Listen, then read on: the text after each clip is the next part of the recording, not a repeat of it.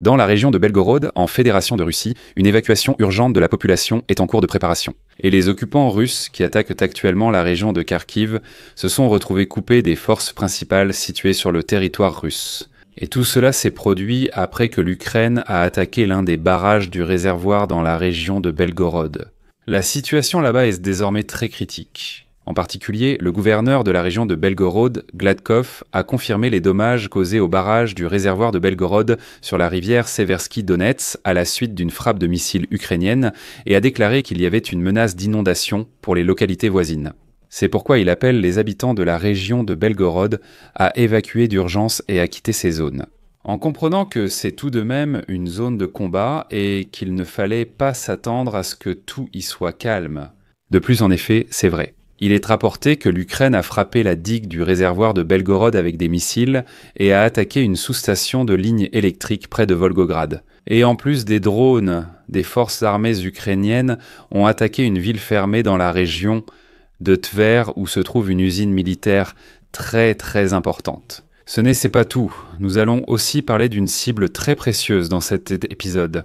Le message principal de cet épisode est la panique dans la région de Belgorod.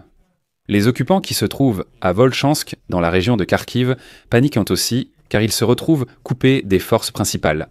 Et, vous savez, la situation pour les Russes dans cette région s'est avérée loin d'être idéale. La guerre a frappé directement leur domicile. Je suis Alexei Petchi, nous sommes le 26 octobre. Parlons de ce sujet, il est très riche. Mais avant de commencer cet épisode, je vous demande de vous abonner à cette chaîne, de mettre un like et d'écrire n'importe quel commentaire sous cet épisode. Abonnez-vous aussi à ma chaîne Telegram Petchi News. Le lien est dans la description de la vidéo. Nous y publions les nouvelles en temps réel.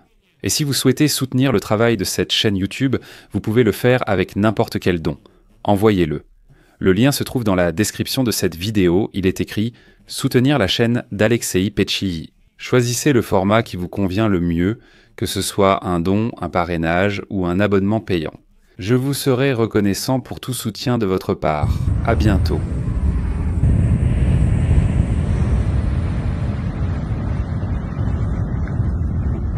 Sous-titres.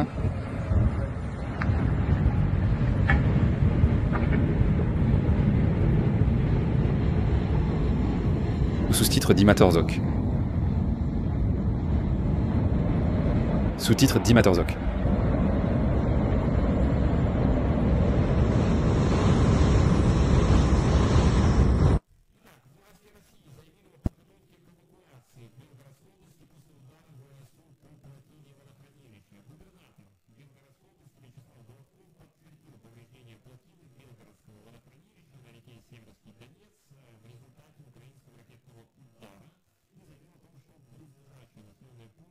Ensuite, je vais traduire sa citation. Après la frappe des forces armées ukrainiennes, le barrage du réservoir de Belgorod est endommagé. Nous savons que l'ennemi peut tenter de le frapper et le détruire à nouveau. Si cela se produit, il y aura une menace d'inondation de la plaine de la rivière du côté de la région de Kharkiv et de plusieurs rues de nos localités où vivent un certain nombre d'habitants. Les habitants des localités situées près de la soi-disant mer de Belgorod, dont le volume total est d'environ 76 millions de mètres cubes, peuvent se rendre à Belgorod et occuper les centres d'hébergement temporaire de la ville. Selon Gladky, les autorités ont commencé à proposer cela aux personnes menacées par les inondations et qui n'ont pas d'autre possibilité de relogement temporaire. Cela concerne les villages de Bezludovka, Novaya Tavoljanka et Shebekina. Les amis, je suis sûr que vous avez entendu ces trois noms dans les rapports militaires, car ce sont les localités d'où les Russes, justement, avancent vers le territoire de la région de Kharkiv. Et maintenant, nos experts militaires, les militaires ukrainiens. Les experts remarquent qu'après l'inondation de ces territoires, justement, les occupants qui ont réussi à s'infiltrer dans la région de Kharkiv se retrouvent coupés des forces principales qui se trouvent en Russie. Et c'est pourquoi c'est un excellent scénario pour les chasser de notre territoire. Selon les affirmations, l'Ukraine a frappé le barrage du réservoir avec 3 missiles Guided Multiple Launch Rocket System, lancés par un High Mobility Artillery Rocket System le 24 octobre au soir. Selon les premières informations, plusieurs bâtiments abritant des équipements techniques, les mécanismes de levage de l'une des vannes d'évacuation et la crête du barrage ont été endommagés lors de l'attaque. Un membre de la garde nationale russe et un civil auraient aussi été blessés par des éclats d'obus. Il est aussi intéressant de voir ce que disent donc les chaînes Z, ces correspondants militaires Z, bref, les partisans Z. Ils ont supposé que dans S. Ils ont décidé de vérifier la solidité du barrage pour ensuite le détruire et inonder les villages et routes voisins, perturbant l'approvisionnement des positions frontalières russes. Eh bien, ici, la logique a fonctionné. Quant à la frappe, cela signifie que ce sont principalement les Russes. Principalement. Des sources déclarent que les troupes ukrainiennes ont frappé vendredi le barrage du réservoir de Belgorod, près du village frontalier de Grafovka. Et maintenant, en effet, des photos et des vidéos apparaissent déjà sur Internet montrant que le barrage fuit, le niveau de l'eau a déjà baissé, le réservoir aussi. À la suite de l'attaque, plusieurs bâtiments équipés ont été endommagés, ainsi que la crête même du barrage.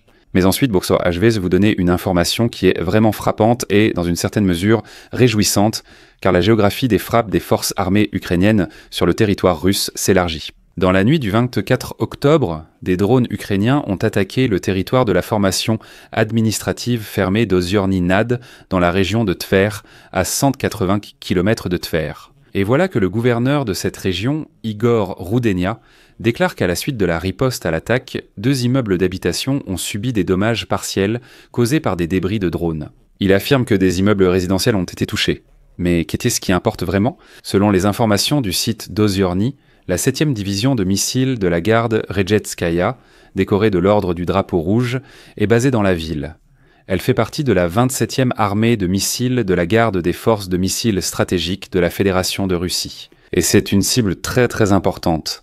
Et ensuite, le site rapporte, je cite, « Aujourd'hui, la division est équipée du complexe mobile de missiles sol-sol Topol, doté de missiles balistiques intercontinentaux. De plus, dans cette ville fermée, absolument fermée, d'une population de 10 000 habitants se trouve une entreprise de matériel spécial qui produit des équipements dans le cadre de la commande publique de défense.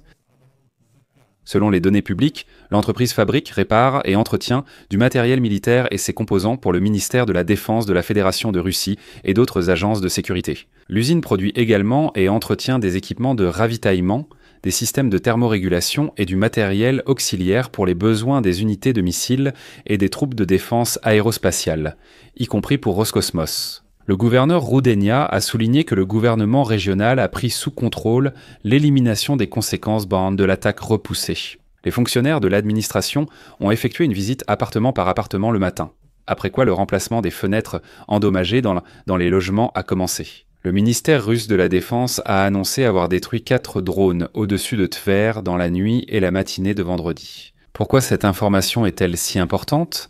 Car, je le répète, la ville fermée est une cité militaire totalement close.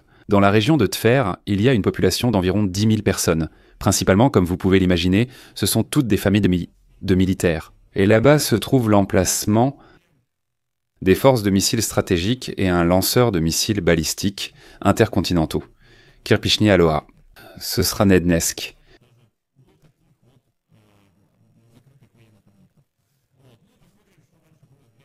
On disait que le petit corps que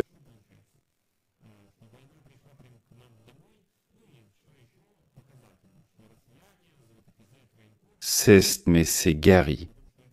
C'est une attaque terroriste. Vous voulez attaquer notre barrage. Je vous rappelle comment vous, les salauds, avez fait sauter la centrale hydroélectrique de Kakhovka, et combien de nos territoires ont été inondés, combien malheureusement de civils sont morts à ce moment-là. Ici, nous devons d'une manière ou d'une autre couper vos occupants qui envahissent la région de Kharkiv, et ainsi, on peut les couper de leur approvisionnement principal. Mais ici, je vais mettre des points de suspension. Vos avis, vos émotions, vos conclusions, écrivez-les dans les commentaires sous cet épisode. Abonnez-vous, activez la cloche et mettez un like. C'est tout pour aujourd'hui. Prenez soin de vous. Au revoir à tous. Je mets ici des points de suspension. Partagez vos avis et conclusions en commentaire. Abonnez-vous à la chaîne, cliquez sur la cloche et n'oubliez pas de mettre un like. C'est tout pour aujourd'hui, prenez soin de vous. Au revoir à tous.